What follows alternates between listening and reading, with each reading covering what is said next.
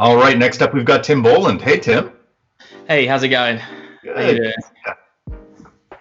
So tell us a little bit about yourself. So yeah, I'm a visual effects artist and motion designer. I've been sort of doing VFX for about 8 years, mostly at a company called Glassworks Amsterdam. And about 3 years ago, I moved over to London to work at ManvsMachine. So I'm one of the lead designers there, and enjoy Houdini, enjoy nerding out, coming up with crazy ideas and sort of trying to get it down. So yeah, very excited to sort of talk today and introduce like some ideas that we do at the company and sort of workflows that we like to use. Excellent. Well, speaking of that, what is the presentation today? So I did a presentation last year that was a little bit more the kind of overview, like a creative process as a whole. How do we approach jobs? How do we come up with our director's treatments and implement them? This is a bit shorter, a bit more condensed. So over the last few years, we've done a lot of cool jobs using Heightfields or some interesting ideas of Heightfields. And one of the cool things of Heightfields is that it doesn't have to be about terrains and everything like that. You can actually do some really cool animated stuff. And just like anything else in Houdini, it's all just data. So we've been using it to create like nice animations and like really fluid animations. So we're going to be doing some, walking through a setup basically on how we did some sort of Heightfields in motion. So yeah, quite excited to show you. Well, we'll see soon, I guess, see how the presentation goes. But it's mainly about Heightfields and sort of unconventional ways that you can use them. Can't wait. Well, let's jump in. Okay, excellent. Okay everyone, hello, hi there, welcome to my talk today, Heightfields in Motion. I'm going to be here representing ManvsMachine, who've kindly let me show off some work that we've been doing over the last few years, as well as setups that we've used. And I also want to give a big shout out to Houdini and Side Effects, and just for letting me sort of talk passionately, I guess, about Heightfields and how we've liked to use them over the last few years. So a little introduction. Everyone sort of knows Heightfields in Houdini, that they're typically used for terrains and all kinds of environmental generation, and there's lots of workflows out there that people know and use. But what I've found over the years is they're actually really powerful tools in different ways. You can do some amazing animation with them. They've got a lot of built-in kind of effects that you can use, a lot of nice noises. They're really quick. And I think, as time's gone on, I've sort of used them for a bunch of different things. And I think today I just want to show a few examples and kind of run through these setups a little bit. So with that said, I guess a little bit about me first of all. I'm a visual effects artist, and I've been doing, I guess, motion design for the last 13 years. I moved over from Amsterdam about 3 years ago, and I've been working at ManvsMachine as a lead designer since. I used to use Soft Image back in the day, but for the last sort of 5 years now, I've been using Houdini full time, and yeah, I love it. Can't go wrong. So, I mean, we're all here. We all know it's an amazing software. So yeah, really enjoying that. I also use, I guess, Nuke, After Effects, and Premiere for other things. So why Heightfields? Well, as I mentioned before, Heightfields are typically used for terrains and environments and sort of modeling and generation, all that kind of stuff. But actually, there's a lot of really good animation tools on there. There's a lot of really powerful noises that you can quickly access. You've got a lot of sort of masking options, which are great. And they're fast, they're quick. You can kind of iterate with them. You can almost animate with them in real time if you really want to. And in that sense, it's really good, and I sort of like to use them for that. They're also, like so many things in Houdini, it's just data. So they're really just volumes, 2D volumes. So when you start thinking of them like that, you can look at all the other sort of volume tools and effects that you would typically use outside of Heightfields and apply them back to Heightfields and get some of the advantages of Heightfields, such as the speed and the sort of in-viewport rendering that you get with it. So I think that's quite powerful. So all these things hopefully sort of start to show why maybe Heightfields could be quite interesting. So jumping forward, I just want to sort of share an image here. So I've got this in motion, but I'll talk it through in this image at the moment. So this is just, I think, a basic pattern that's been distorted with noise, and then it's used the terrain erode for like 5 frames to kind of get to a specific point. And then what that's all well and good on its own, okay, but what's nice about it is you can then use those noises and use the other sort of tools to kind of twist and manipulate that and erode it around. As well as doing that, you can then bake them out and store them in a texture if you want, and then wrap that texture around another object, so you can kind of tile these terrains and kind of use them as displacement maps and kind of do all the kind of fun, interesting things there. I think in this example, I ran it through a COP network and then kept it all live so that you could kind of keep tweaking the animation and then come back to it later on at the render time. So what you're seeing here is essentially the same thing repeated a bunch of times. One thing that was quite cool with the effect, let's see if this is going to work. Yeah, so then this is it just sort of twisting around. It looks quite noisy and grainy at the moment, but actually what's going on with it, I don't know if you can really see it here, is I use PDG to save each frame of the animation with, I think, like 10 frames of erosion. So you basically end up eroding every sort of step and then playing that back. So you end up getting these kind of, I guess at a certain point it looks a little bit noisy, but you do get some like quite interesting details. And if we sort of run back a few frames, you can kind of see, yeah, so down in the corner where you're getting that nice erosion effect, you can almost get like a stop motion of that erosion, which again is kind of a bit different. It's something that you're getting a lot of detail. You're not having to sort of render out complicated bump maps with it. You can just get it straight from the renderer. So this is like an example straight away of how you can use Heightfields and yeah, sort of to get some motion from there. So just run that through one more time. Kind of cool. Okay, and then taking this forward just a little bit further, I'm going to show you a selection of R&D here that uses a similar initial pattern and then just kind of takes the whole concept of applying it to UVs and how does having UVs affect sort of the sections that show up. And this sort of pattern effect here can be just replicated in all different kinds of ways, all interesting ways. So this is just wrapping it around a sphere. I think there's the erosion effect on here. It's very subtle, but that pops up. You can then like rotate it around, and because it's UVs, you can kind of use all your UV tools as well. This is taking the same effect and like running it through an animated distorted sphere that had a ripple solver running through it, so you kind of play around. I just like the idea of it being a texture map, so you don't really have to worry about all the extra detail coming from the displacement. You can just think about how do you generate your UVs and how do you generate your underlying mesh. So it's a great thing. It's how Houdini works when you sort of layer stuff up on top of each other. Okay, and then yeah, this is just a close-up detail of the erosion effect. So you can see that with this stop motion, if I kind of progress down that route, you can take your animation and then every frame you can really play with how the erosion would work and sort of get really high detail for free basically, or without having to kind of rely on lots of texture maps. You can really sort of generate it on the fly and then wrap that around your textures.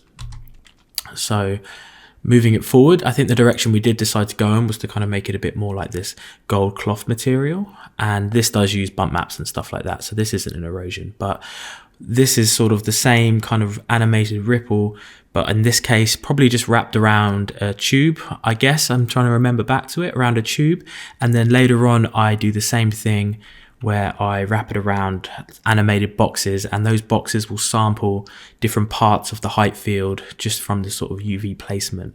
And that allows this really kind of interesting and organic movement to kind of stand up. So yeah, here we go. You can see these are actually just, yeah, boxes that are like moving through space. And this is kind of some R&D reel of this happening, but you're just playing around really. It's just the fun of Houdini. You're in there exploring stuff, throwing lights around, kind of coming up with an effect and then sort of layering up another effect on top of it and sort of seeing where that gets you.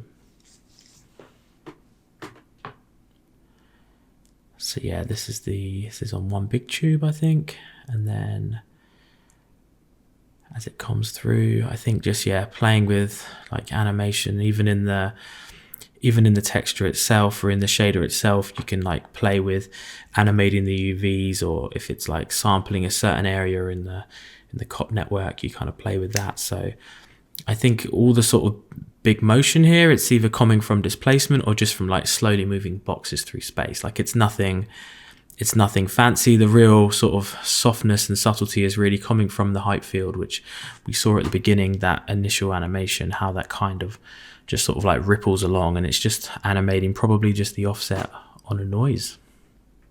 So this is a completely different job, but again, just so simple. This is basically just a height field with noise and distortion, and you run it through a COP network into a shader network, and it's just so good for simulating so many different effects. So in this case, you've got this like bubbling cheese, something like that, but it's just so simple. And because of the speed of height fields, you can almost see this real time. You can just play with the settings. Yeah, another example, just layering up noises and patterns and like rippling and animating them. And yeah, just so powerful. And you can sort of see that, you know, if you want to play around with this stuff, that the options there. And yeah, don't be fooled by the fact that they're primarily used for terrains. I mean, it can be animated. All the animation values can all be tweaked and you'll get a different effect. So yeah, that's the job that we've done there. I think for today, I wanted to sort of show you an example of how we've used it and how we've kind of taken tools outside of the traditional height field tools and kind of brought them into height fields to create new effects.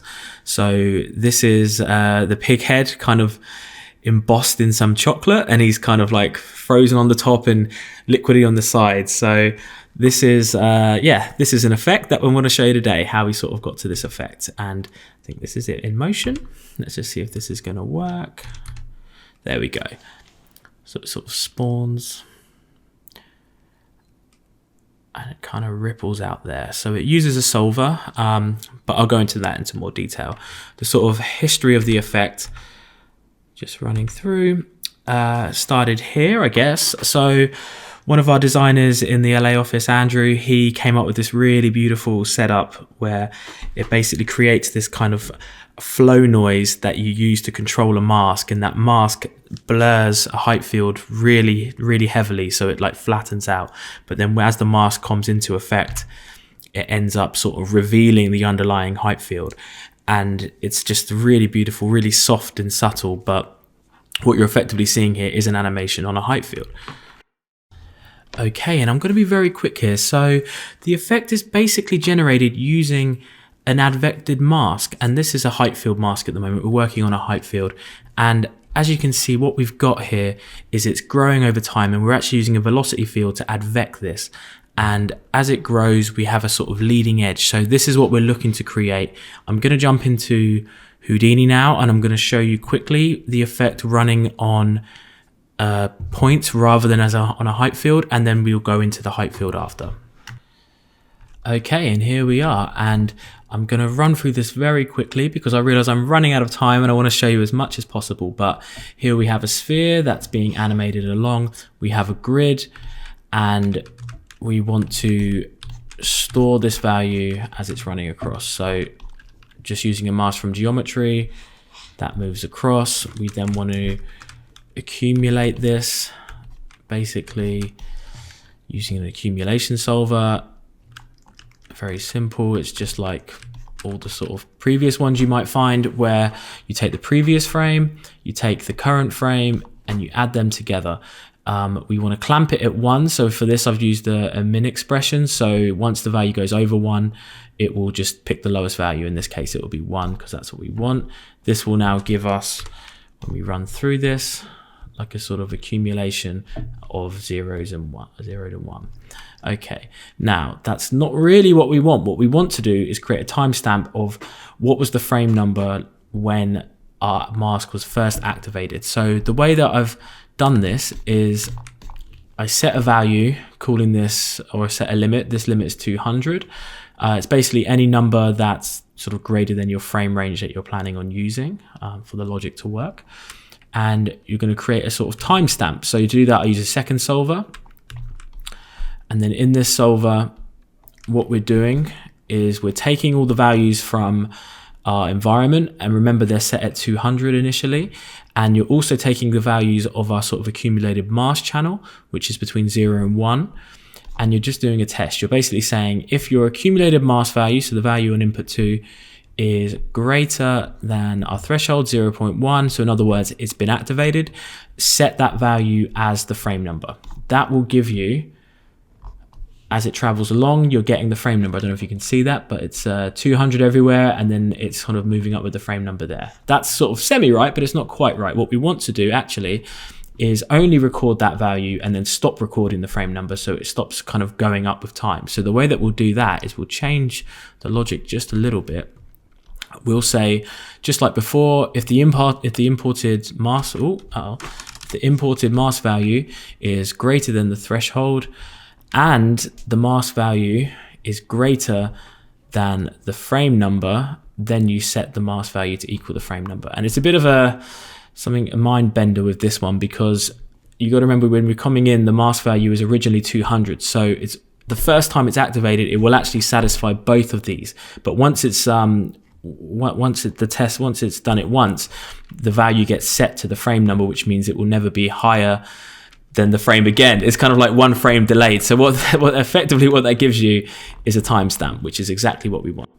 So we have our timestamp, but we actually want to remap it. As you can see, we got all these values here, like 200, and it's got the frame number. And actually what we want is a value for that to be 0, and we want this to go from, 0 to 1 really. So the way we're going to do that, just looking at this, we basically very quickly say, if the mask value is 200, set it to 0.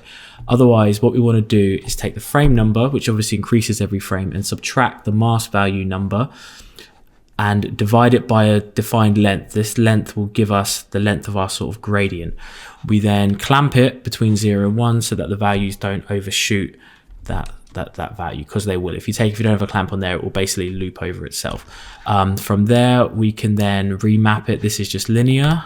As you can see, if it's linear, it keeps like a normal gradient. To get the ripples, you can then see if this is quickly going to show you here, but it's a bit higher res. This is where the ripples came from. If you remap this value, see what happens. Get you on there with the ripples. As you can see, you now end up with the ripples in the gradient. And this is sort of the general gist of it working on points. I wanted to show it on points first because I think it's a little easier to sort of understand what's happening and the logic behind it. What I'm going to do now is the same thing, and really it is very, very similar, but using volumes and height fields. And it is more just about volumes that we then bake into a height field. Remember, the volumes and height fields are basically interchangeable. There's certain quirks with height fields, but essentially it is just a 2D volume. So this is what we've got. This is what we have here.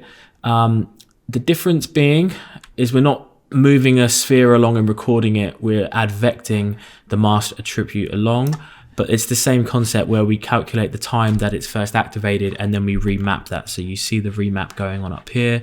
That's exactly the same logic. This is the same sort of like peak and trough and valley type of effect to give us these ripples. You can sort of see, I don't know if it might take a second, but yeah, you can see if you kind of move these up and down, you're controlling this. So I'm kind of going a little bit backwards here, but I'll jump back to the start. What we want to do, and I'm going to be very quick, we have our height field, certain size, we get the bounds of the height field for the width. We then create just a standard volume. So we're not working on height fields anymore. We're working on just Houdini volumes.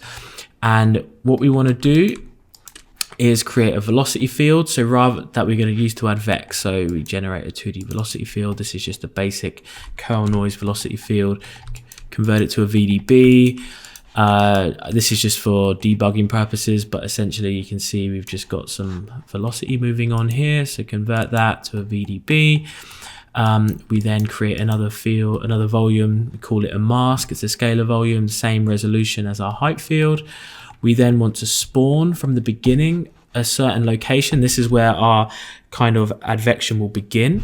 So this is how I've done it here. I haven't really got time to go into it, but effectively what this will create is a little point in space that it will begin and spawn from. So we have that. We then do, we could again convert it to a VDB. We then do literally like it's the same logic as before, but now we're doing it on volumes. So we advect. And actually the big difference, of course, is when we bring this in, we're bringing in also our velocity field, and we're advecting our mask attribute by this velocity field, and then we add it and we clamp it just like we did before. We also blur it, which helps give us like slightly more interesting edges. It just looks a little bit nicer, but effectively, as you can see, it will now begin to grow once this thing wants to load. Very slow, but you get the idea. It's gonna sort of advect and grow along based on that field. We do the same thing. We set a limit, this case 250. We then do this timestamp effect. It's exactly the same thing, but it's working on volumes now. We create the timestamp. That's the logic. It's the same bit of code. We do the same remap that we just talked about, and then we end up, I've just quickly cached it here, and it grows along. So I've sort of sped through that very fast because I think we've kind of covered it before. Difference is we then also apply it to the mask. So this now is just grabbing our height field. We apply it to the mask channel. Here's the logic for it. You can like remap this here if you want and do whatever, but the end thing applies. Okay, it turns out I have 1 minute to wrap this up, so I'm going to be very, very quick. Basically, to actually get the effect to work, take what you've modeled. In this case, I did the pig head, wrapped it down, did a project, did some mask stuff, remapped the mask to give the little wobbles, did some height field jiggery to kind of get that. There you go, end up with a nice pig head. Take my word, it's just basic layering and playing around with it. I then take that mask, I then use a height field blur that controls the mask, and it grows over. And that is the gist of the effect. Thank you so much. And thank you for listening to my talk. Sorry about the big rush at the end there. Have a lovely rest of your conference. You can find me on Instagram at Spectral2. Also check out ManvsV's website and ManvsMachine on Instagram as well. Lovely to present to you today. Let's hope we can do it again soon. Thank you. Bye-bye.